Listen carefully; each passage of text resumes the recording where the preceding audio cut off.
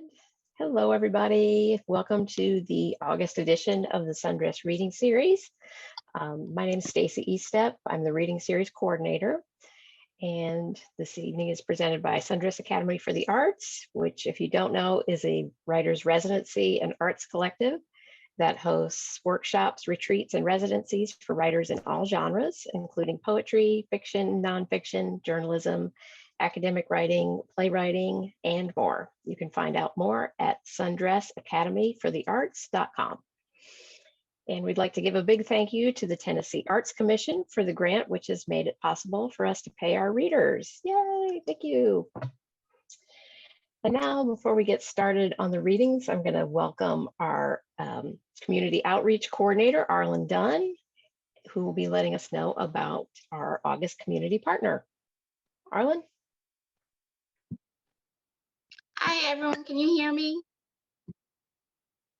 Okay. I'm Arlen. I'm the Community Outreach Director with SAFTA, and every month we partner with another local nonprofit in the area to raise awareness of the things that they're doing in the community. And this month, we have the honor of partnering with the East Tennessee Harm Reduction, which is a mutual aid partner in Knoxville that provides free harm reduction supplies as well as community education, such as Narcan training, which helps to save lives.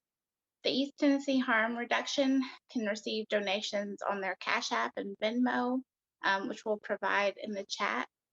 You can also find out their work on Instagram.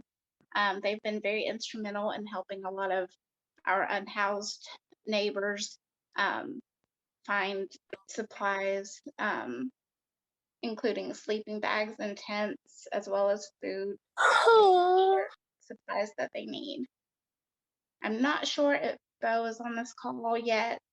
They might join us later, but feel free to reach out to them if they join to find out more about the work that they do.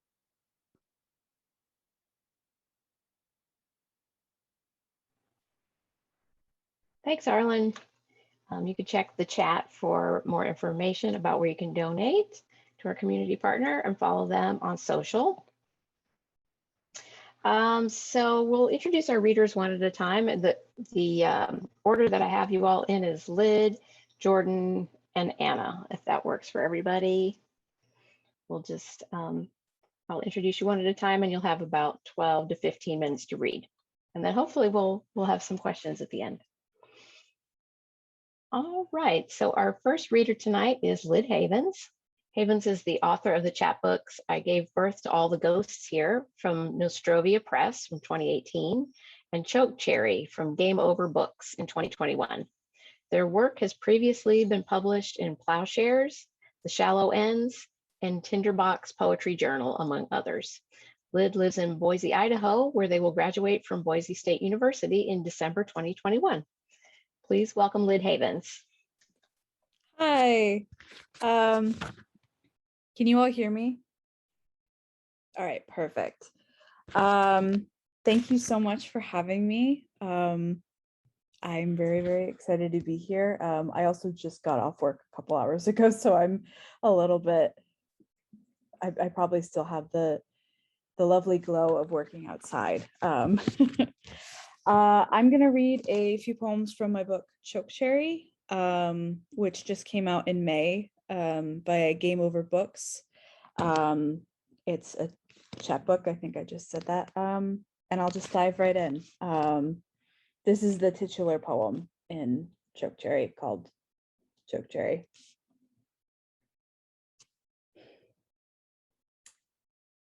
I imagine my uncle and grandfather's last moments, my own hands, a triangle around my neck. My thumbs just barely touch. I am hardy, like an oak fighting a chainsaw. I cough sap into the sink and the porch light goes out. When I was 13, I spent 3 months trying to get bath water out of my nose. My blue socks sticky on the tile floor. The nurse asked me what was on my mind, but I turned the Walkman's volume up to its maximum. I'm almost 22 now, and stumbling over my own memory like deforestation. What have I lost? My wallet, 4 wisdom teeth. I had a roommate who stole all my silverware. My parents' wedding cake is rotting in the freezer. My grandfather's last words to me are in a stranger's handwriting. I guess I'll just say it. My uncle broke his own neck while I was on my tiptoes trying to hang a mirror up in my bedroom. Everything my grandfather ate for 2 months straight became liquid in his lungs. I am still as tall as I was at 10. I need to get a new inhaler. The nurse asked if I'm a smoker. No, but my parents are. No, but my best friends are. No, but when I was a kid, we almost lost our house in a wildfire. No, but choking to death seems to run in the family. I wake up gasping for air like my bed is on fire. Somewhere in Illinois, there's a tree named after my uncle. It could be any tree, though. How could I know which one? Would I see the smoke?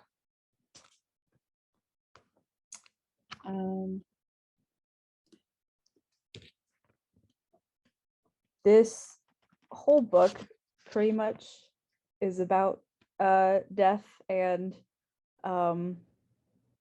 there's some stuff about addiction. I'm going to try and do content warnings. I meant to do that at the first poem, so I apologize for that, but I will try and do that with all of the rest of the poems because this book is just sad.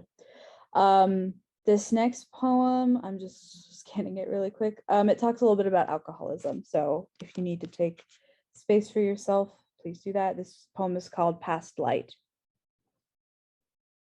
In another life, I'm a haberdasher, bone splitter, speaker of fluent Russian. In another life, I might have already died. The adults told me, you have been here before. An old soul, 2 knowing eyes, 2 knowing. Once, my lips were chapped beyond repair in Wyoming. Maybe it was Utah. Sweat gluing blouse to body. Did I ever know how to cock a pistol? I've always been afraid to here. Half my life ago, I woke up at 4:30 every morning to make lunches for my sister and myself. I opened beer bottles for my father with the chin of the coffee table. I rubbed cornstarch into carpet so the house wouldn't smell like my parents' throats. Stranger, I've grown to resent the term old soul. It is this life that made me know. It is this life that taught me to be older than my body. Okay.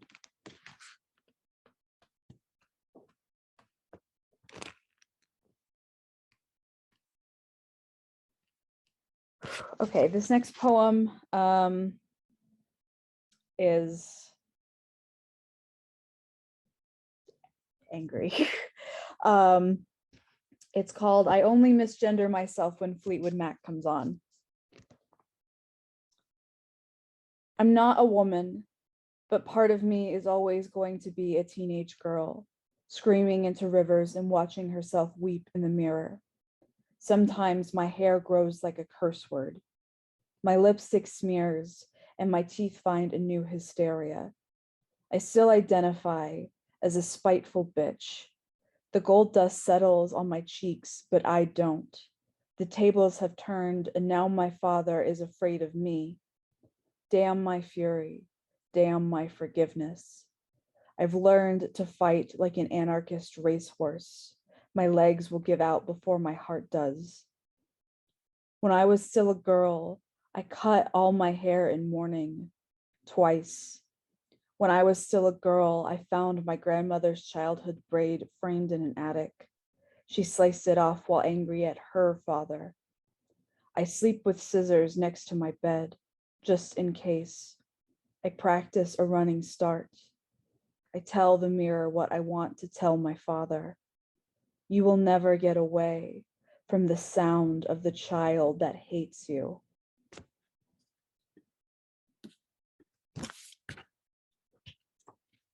Okay. This next poem is, I want to just give a content warning for both death and dementia. I know that that's a really difficult topic for a lot of people, including me, but this was an important poem for me to write and I wanted to share it.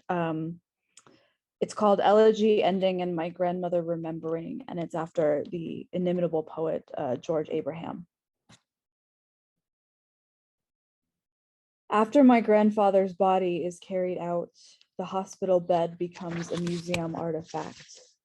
My mother runs outside towards the streetlights. The hospital bed becomes a museum artifact. My mother runs outside towards the streetlights. Meanwhile, my grandmother searches for his watch. My mother runs outside towards the streetlights. Meanwhile, my grandmother searches for his watch. Your grandfather will need this when he comes back, she tells me. Meanwhile, my grandmother searches for his watch. Your grandfather will need this when he comes back, she tells me. And I quietly beg all the clocks to forget themselves too. Your grandfather will need this when he comes back, she tells me. And I quietly beg all the clocks to forget themselves too. What a knife drawer of a word that's become. Forget. I quietly beg all the clocks to forget themselves too. What a knife drawer of a word that's become. Forget, as if we haven't been trying to hide our unconscious wounds. What a knife drawer of a word that's become. Forget, as if we haven't been trying to hide our unconscious wounds. My mother and I try to smile before we cobble the obituary. As if we haven't been trying to hide our unconscious wounds, my mother and I try to smile before we cobble the obituary. But again, my grandmother asks, and again, we quietly bleed. My mother and I try to smile before we cobble the obituary. But again, my grandmother asks, and again, we quietly bleed. And I stain everything under the table with my confused grief. Again, my grandmother asks, and again, we quietly bleed, and I stain everything under the table with my confused grief. The truth becomes sharper every time it's said aloud. I stain everything under the table with my confused grief. The truth becomes sharper every time it's said aloud, and my grandmother buckles under its inevitable blade. The truth becomes sharper every time it's said aloud. My grandmother is buckling under inevitable blades.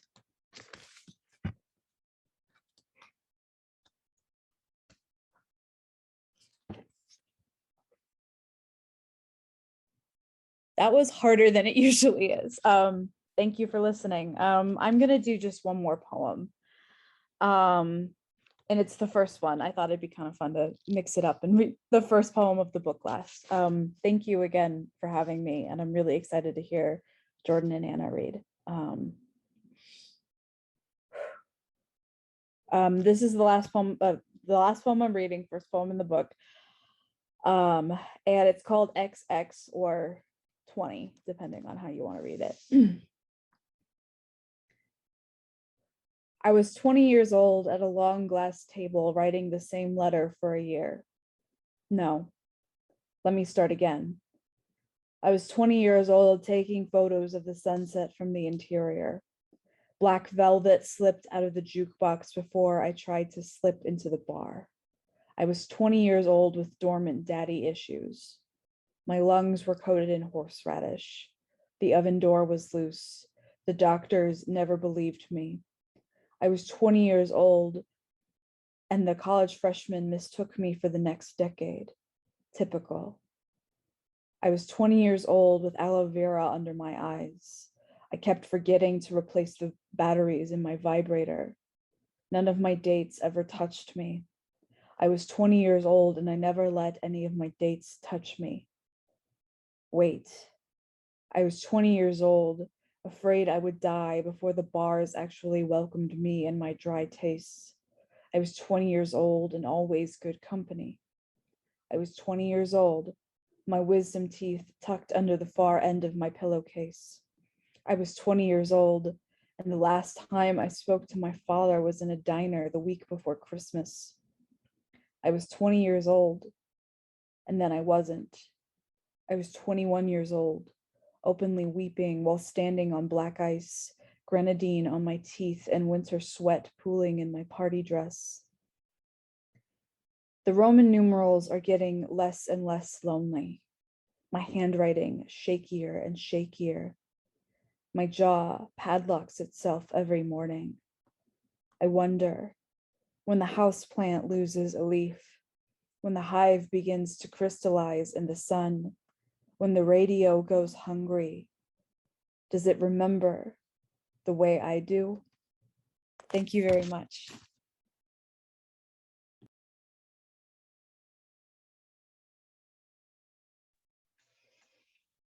Thank you for sharing that work, Lyd. That was really powerful. All right, our next reader is Jordan E. Franklin.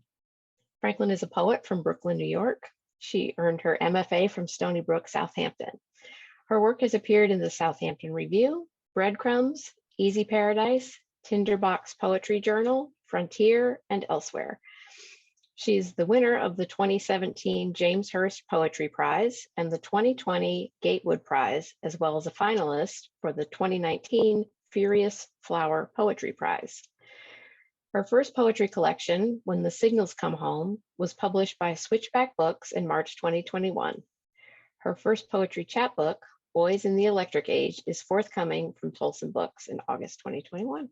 Please welcome Jordan.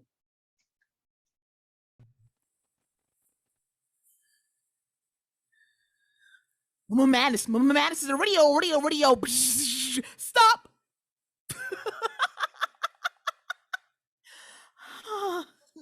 In my head, buzzing, ripping across the surface, the synapse, the wires, graveyard churning, shutting out noise, actual sounds, voices, static, quiet, static. Hip-hop productions of the Bach Quartet, a third, no fourth movement, much like a Rorschach test. The pitter-patter of fine nonsense above the eyelids and below the matted crown, flicker on go the lights. 1, 2, 3, 4, louder, perfection. Crisp, clear stations fluttering. Bang, bang, bam, flock. I am a radio on all stations, on at all times of day, never ending, never off, no quiet inside. Let's never be quiet. Static, quiet, static.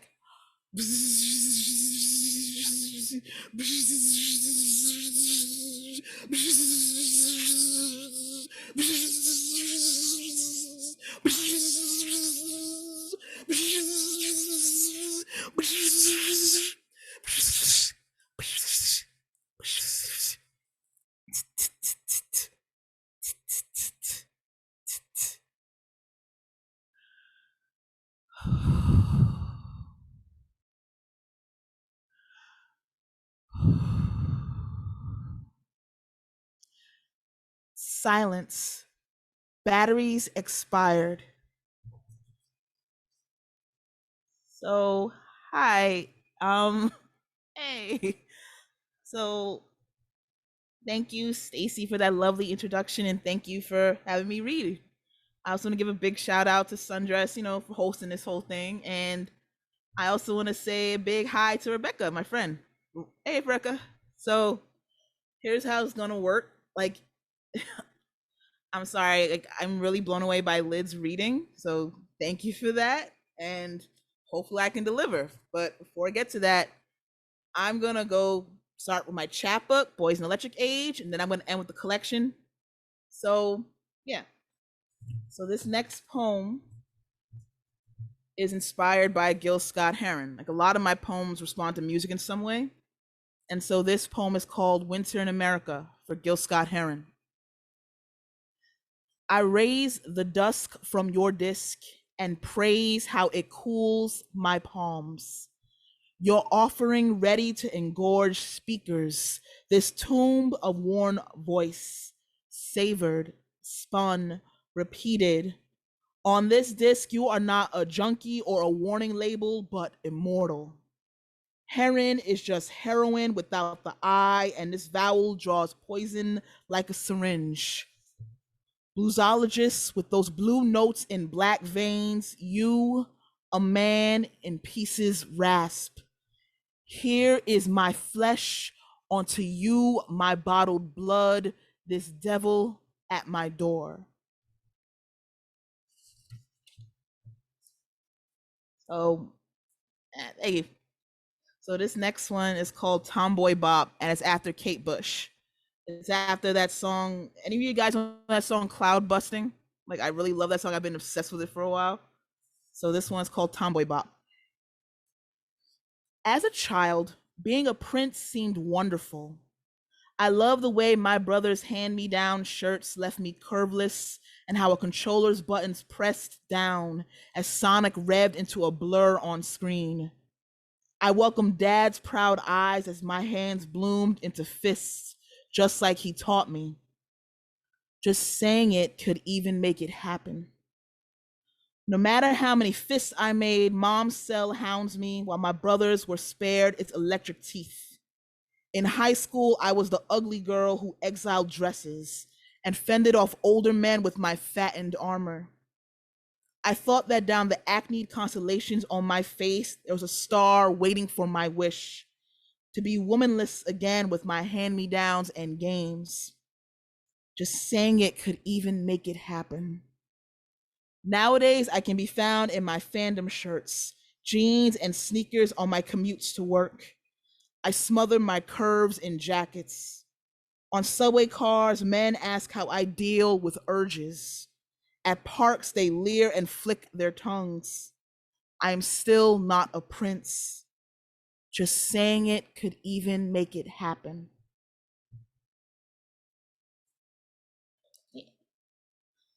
And this next one, it's another one from the chapbook, but it's in my head, so it's all good. All right. This one is called Multiverse of Madness in Technicolor. Never been a pink girl Sherlock. I gray aced all your tests. Broke your Richters and Kinseys with so ultraviolet. I shattered your spectrums with my plectrum lips. I challenged Khan with purple pens at the stun, made Dormammu's dark knees writhe like fault lines when I roared. I pulled a Patrick Melrose and traded maternal instincts for an imagination that ran naked and green through the flat bush of my skull, learned the blackest of magic to pop fingers with Dr. Strange and Wong. Bolder than love, I bum rushed Crayola out its box. If you ever want to catch the colors of a universe in your hands, baby, hold me.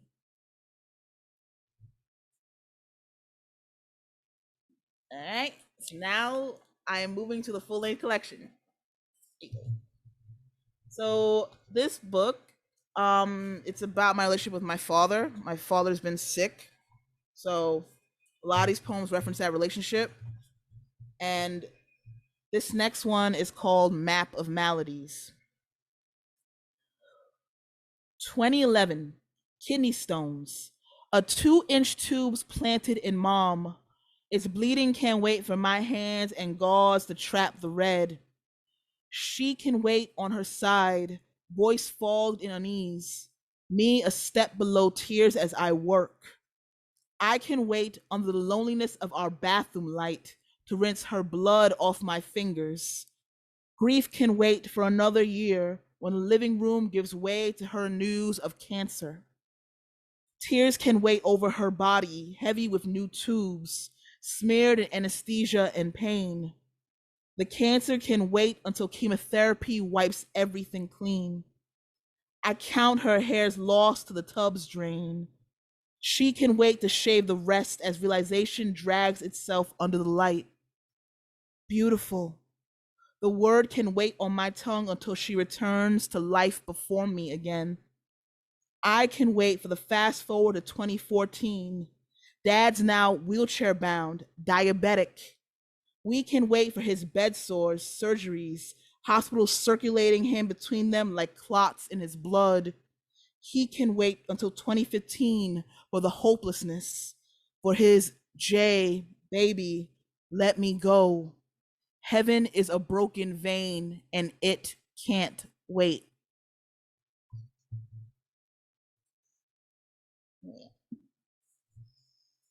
So, like the introduction says, I was an MFA program, and this next one's a bit about that experience. It wasn't a totally bad experience, but a bit about that experience and some other things.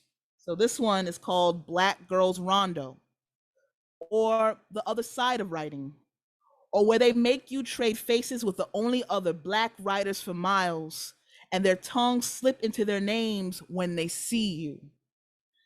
Or where old Southerners say the word colored and nod to you, the only Black face in the classroom.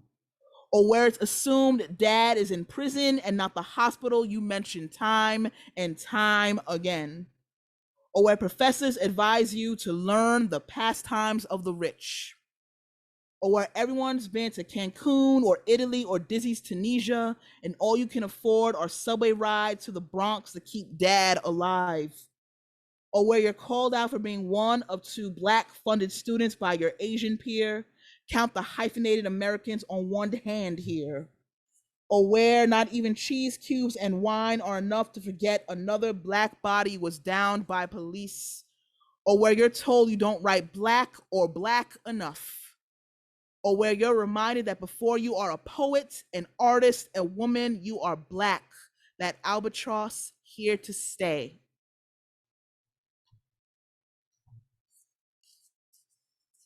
So this next one, I'm gonna, first off, it was based off this prompt I received in the poetry workshop, where we had to write from perspective of someone we deeply dislike. And so I chose my paternal grandfather. And just trigger warning, this poem references alcoholism, child abuse, and I use the N-word. Heads up. So this poem is called Grandpa's Poem. Baby, I'm cack as they come, blood hotter than a sunrise of hot sauce on catfish. Been cack since my granddaddy and his folks took back that plantation, knuckle by knuckle, and I tell that story whenever whiskey threatened my lips, or I hear that old forehead scar of mine sing its love song for the rock that cracker drove into it. I never wanted to be a father.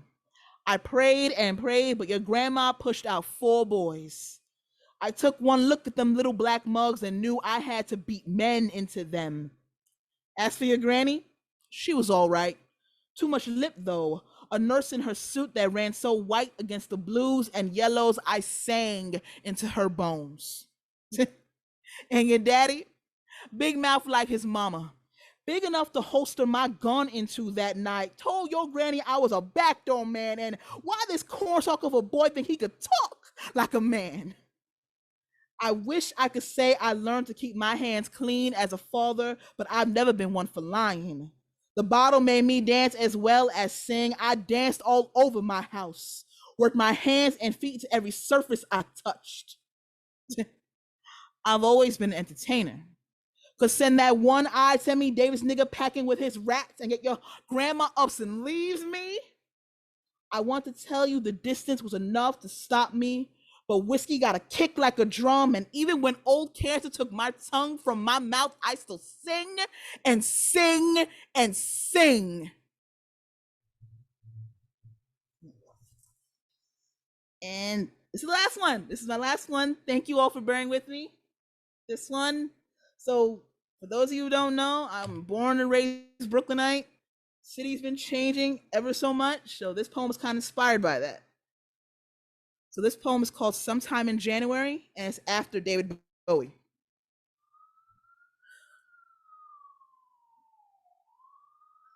After the subway's keens rumble unbroken in cement, you will find sweetbreads, the curry of goats.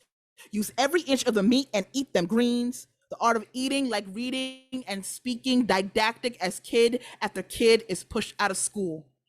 Electric running, humming puff adder fluorescence and everything glows, or at least begs to glow, and ponga la luz, mom hisses. The vigils with rattling cups sometimes. This city has so many languages, the furnish she is. Your neighbor's like a little Caribbean, except with less sun, and juice ain't a buck no more. Not like in my day. In my day, the can was law. Keep from the ledge, they drive for blood on the street, some limp for green, a house of blankets and cardboards to hold doors and banks closed, and don't miss the bus, not even the one with every kid and their mama bursting through doors. Newborn kittens run through yards and under cars, and you know that old wives' tale where they steal your breaths as you sleep? Generations fearing feline, our post office is the reason folks hate the government sometimes. Hurry your ass up. Never booked quests or spotted the Starman, remember every face. Remember the 1,000-yard Sarah takes commuters sometimes, and salmon fillets from the market to butter and bake, and take that shop out of here, organic now. Hell no, beef patty and cocoa bread, universal dialect of your youth, from Christie's to Junction, womb to tomb.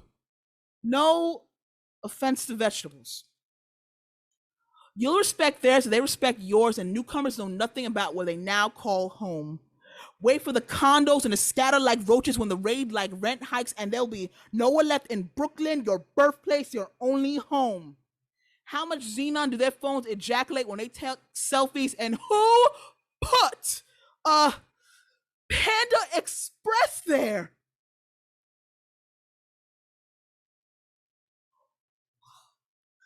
Someone wants you dead, retching the natural colors in your intestines, and denial of birthright's a new fad, you know. You, Brooklyn born before the trend and too young to know how blue ruled this place, and Ziggy played guitar.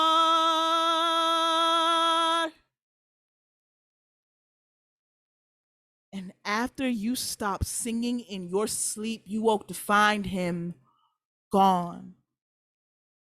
Thank you.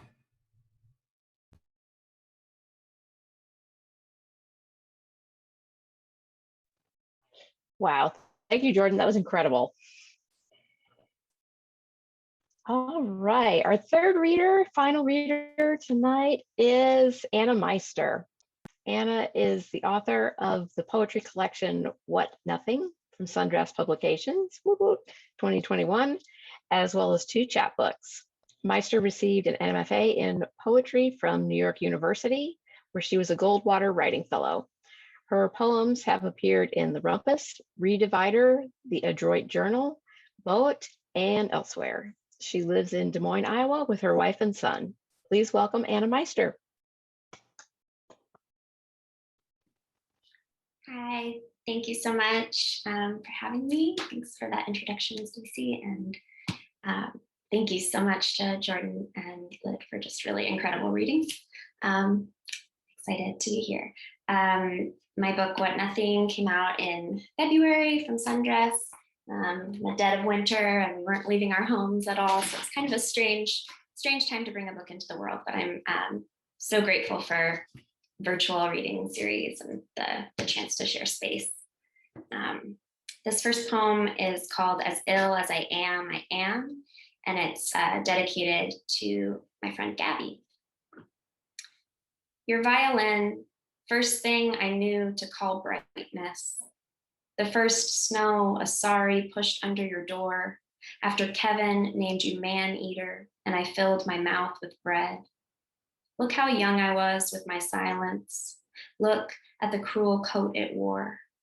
As though I'd taken all the leaves you'd saved, ripped them down from their place at the window. I walked Maple Street until it frayed. In letters sent from Florida, California, Massachusetts, sometimes waves drawn with oil pastels while children slept. Sometimes I can't find my home. How there isn't an adequate word to mean both mother and gone, to know yet not be able to touch all the times we'd wish for death on stars. You tell me there is someone you love now, and all I can think to ask is, have you been eating? Is your body still or still a house? Every sick and punched in wall flagged as experience, our smallest hopes, our small green pills. Arms stretched back toward where plums were devoured, and we laughed so hard they searched our pupils for an answer. We were fountains they could hear on the other side of town, hearts pinned to denim, caked with curry powder or calloused from fine strings, our hands. All this to say, I can't stop remembering how some months we stayed in bed to stay on earth because we promised each other we would. So this collection is largely about cycles of mental illness and wellness, and how we carry trauma in our bodies and how healing is not linear. And I was thinking a lot about loops and cycles, and that sort of informed the way I structured the poems. In the book, I wanted the reader to sort of continually come up against poems that were once again sort of dealing with the same sites of trauma, the same moments, and to sort of feel that feeling of like, oh my God, I'm back here again, we're back here again, which has been very much my experience with depression. So I guess there's a trigger warning for this poem. Just talks about suicidal ideation. It's called Why Trust This World? This one here with the shit smeared sidewalks and the bottle of cheap white emptied and the lack of overage protection and the inclement weather affecting my commute. And the losses already suffered, the more I just can't handle, and the two cats chasing tails, and every green thing in the fridge gone, the body only wanting what I cannot ask for, and the body sexless as a Sunday, and the elevator broken, hope in a higher dosage, and the tulips tossed. And the rain that traps me, the trains that trap me, and the nights smacked into the question, lack of evidence, and the too casual kill yourself joke, like eggs floating the way they do, and the pushing past what I am capable of, and the mouth mouthing purpose, and the forgetting the whatever of it, and the body by the bridge, or the implied erasure of the body, like when they say, just stay alive. And the prayers I'm kept or not kept in, and the worsening, the visiting hours, and the board games with the missing pieces and the missing, and the light caught, the thick drapes, and the vital signs taken, and the 3 square meals, and the applesauce, the weak coffee, and the pellet shits, and the names for feelings, names for pills, lack of hooks and hangers, the brown paper bags.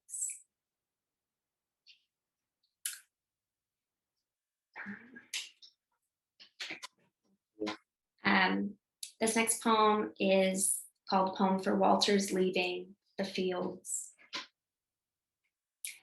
I'd be writing about dead fathers this week, no matter what, is a sentence I wanted to rip into 100 tiny pieces as soon as it left my mouth.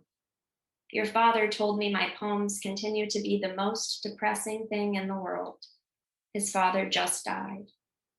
This isn't mine to write, I think, and write it anyway. I have to remind myself dialysis isn't the name of a beautiful flower. Life goes on and I can't stop the word fragility from blinking like the holy book held above the priest like a balloon. Wine breath from jumbo bottles of Costco Chardonnay. How we toast and toast the afternoon away, revisiting photos of children playing on a trampoline. Spend 20 minutes on the grass for your spleen. Learn to say no clearly and free of guilt, even though you never called him on his last birthday. Come stand in front of the country club plaza fountain, all lit up at night after deep fried beef tacos sprinkled with Parmesan and a couple rounds of what I'll call burrito-ritas. They do the trick. Beneath the shine, we're just paces away from where the first was born, all wet and certain. Of depression, Walter said, just don't think about it, which is equal parts terrible advice for a psychiatrist to give and pretty fucking funny. Let me try it. Goodbye, depression. I will think of you no longer. I mean, this is all an excuse to write about the Midwest from the air, the goddamn gorgeous patchwork of my heart's true region, soybean plants going golden, all these boxes containing openness, emptiness. The Midwest from the ground, giant combine bots spitting remarkable corn dust as we cross the state line from Kansas to Missouri, how the city's name stays the same. What if the man instead drowned in a koi pond? What if ashes were misplaced somewhere else, say, left in the get and go bathroom? Way too much coffee pushes me to think everything here will eventually have to explode, punctuated with the same sort of rhythm as when John sang it in the Blue Church. It made me feel like I'd been swimming, I told you, in a less terrifying ocean than the one seen deep in the horse's eye. Jawbreaker big. I'm fearful of anything that kicks. The horse pills swallowed every 4 hours, high-C bright capsules to remain standing. In hacking through the whole service, we hack away at an important tree. Every hand I shook belonged to another one of his best friends. I snuck chocolate-covered caramels from the glass bowl and ate them in bed while everyone thought I was busy sleeping off a migraine. Hello, is Loss there? Oh, okay, well, this is a message for Loss. Cut to us eating potato salad in the park like nothing has changed forever. This is the biggest thing you and I have done together, you said as we stretched into our extra leg room. What do you want to do to my body later? How about I rub the length of you with the lint roller while we half listen to their origin story recited with the punchline, we're just not compatible. It works because they were married for 59 years. While you were out, Loss returned your call, said you'll know best how to reach it. If I say nothing of the struggle, is the struggle less real? I thought beginning the line would end with me knowing what there is to say.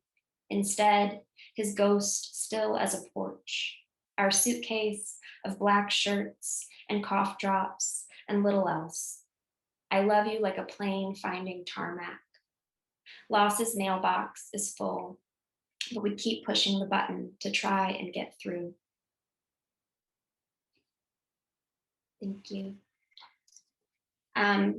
This is the last poem I'm going to read, and it is about my antidepressant and the extremely short half-life that it has. And so if you forget to take your medicine, even just one day, there's just a really awful host of side effects. So this is a reminder, take your meds every day. This is called Upon Missing a Dose of Effexor on Memorial Day. Thank you again for having me. Upon missing a dose of Effexor on Memorial Day. I sleep until 1. The sun is a joke. Mom needs to go to Walmart. I remember the hospital with all the lights buzzing. I flip someone off in the parking lot. Today is a holiday for hot dogs on the grill. Monday, the weekend extended. I leave my keys in the ignition, car running for an hour. I ask, did I have a stroke? The phone just keeps ringing. I am so alone, I say to a room of people. Family under a red umbrella around the newly sanded picnic table, group picture on the count of 3, say summer. A pot boiled over is me. I am so over weakness. The damn sun. I hate this country. Its tiny flags lining the pharmacy's sidewalk. We all sing Edelweiss, which leads to feelings about feelings. I tell them, just listen, don't try to fix. I feel needles here, here, and here. Mom draws labyrinths to calm herself, builds them out of forks in the yard. My love calls me paranoid. Rum and lemonade because we should be celebrating fresh mulch underfoot. I try to follow trains of thought as if getting time and a half. In my fantasies, I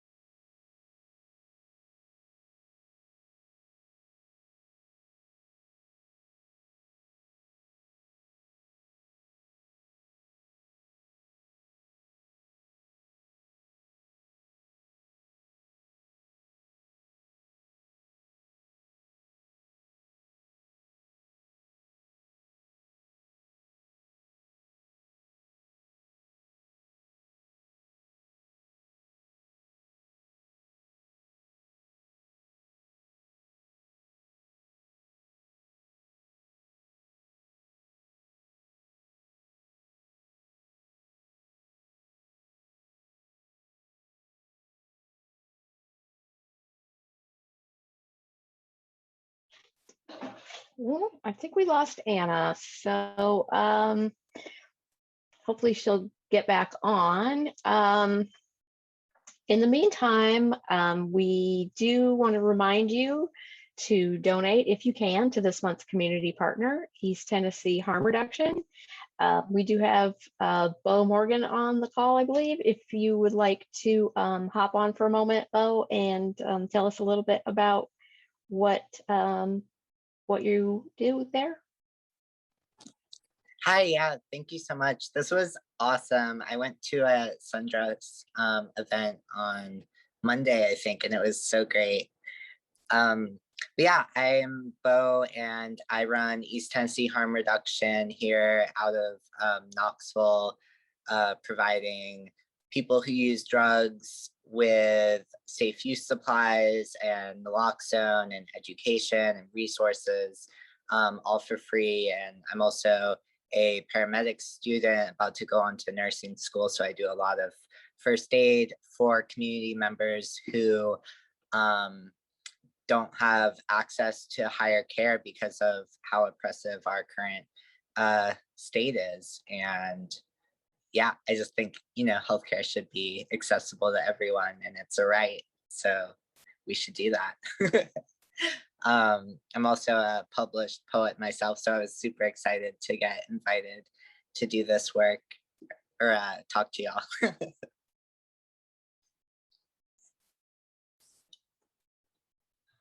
Well, that's awesome. Thank you for being here. And again, everybody, there's a link in the chat where you can donate. So please do if you are able. It looks like Anna is back. Anna, do you want to hop back on? I'm so sorry. I got kicked off, but would it be okay if I started that poem over? That last poem? Absolutely. Please do. Upon missing a dose of Effexor on Memorial Day. I sleep until 1. The sun is a joke. Mom needs to go to Walmart. I remember the hospital with all the lights buzzing. I flip someone off in the parking lot. Today is a holiday for hot dogs on the grill. Monday, the weekend extended. I leave my keys in the ignition, car running for an hour. I ask, did I have a stroke? The phone just keeps ringing. I am so alone, I say to a room of people. Family under a red umbrella around the newly sanded picnic table, group picture on the count of 3, say summer, a pot boiled over is me. I am so over weakness, the damn sun. I hate this country. Its tiny flags lining the pharmacy's sidewalk. We all sing Edelweiss, which leads to feelings about feelings. I tell them, just listen, don't try to fix. I feel needles here, here, and here. Mom draws labyrinths to calm herself, builds them out of forks in the yard. My love calls me paranoid, rum and lemonade because we should be celebrating fresh mulch underfoot. I try to follow trains of thought as if getting time and a half. In my fantasies, I break plates of food on the ground, make animal sounds. I miss my oblong orange pill, the daily gagging it provokes. We can't be apart. I'm hella codependent in order not to die. There are so many things I could jump from. They get cataloged without consent. I can't control my hands. Even when faultless, I fixate. Are they laughing at me? My mind moves like a lawnmower and I sweat crescent moons. I like a maze when it's about getting to the middle. There is nothing to fear if there's nothing to miss. I say I feel bad with a capital B. Come sit by my bedside. Wish for darkness, but it's always afternoon now. I look up hours of operation. Remember when I didn't go outside? No more, my sickness unspoken. I am alive with it. I have to be explicit in order to be seen. Thank you so much.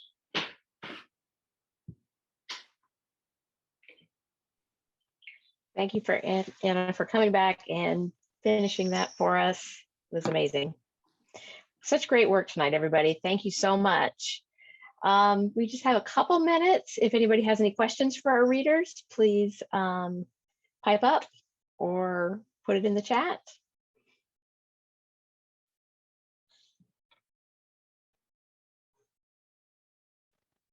Just lots of compliments I see in the chat. So awesome. Jordan, what was the name of your book again? Someone asked. It's called When the Signals Come Home, and it's published by Switchback Books. Thank you so in much. the chat, there are links in the chat for where you can pick up these books. So please check those out. All right, as we close, I'd just like to invite all of you to next month's reading. That'll be on Wednesday, September 29th. And our readers will be Laura Passon, Susan Nguyen, and Robin Rosen Chang. And you can find out more about that on our Facebook page. There's a link in the chat. And for those of you in the Knoxville area, sign up is now available for next month's workshop, which is called Exploring Wilderness Through Writing. And that'll be with Corinne Bishop. Novelists, memoirists, poets, screenwriters, and more have long been inspired by time spent in the great outdoors. In this free hands-on workshop, we will gather at Firefly Farms in Knoxville, home of Sundress Academy for the Arts, to take our own walk in the woods. We'll use our 5 senses, some foraging, and a few writing prompts to explore our inner and outer wildernesses. We'll try to define exactly what makes something nature writing and discuss why these works carry importance. And you can find out more at the link in the chat there. So we hope to see you for one or both of those events coming up. Again, thank you all for being here. Thank you for your patience with our assorted technical difficulties. And everybody stay safe and keep writing and keep reading.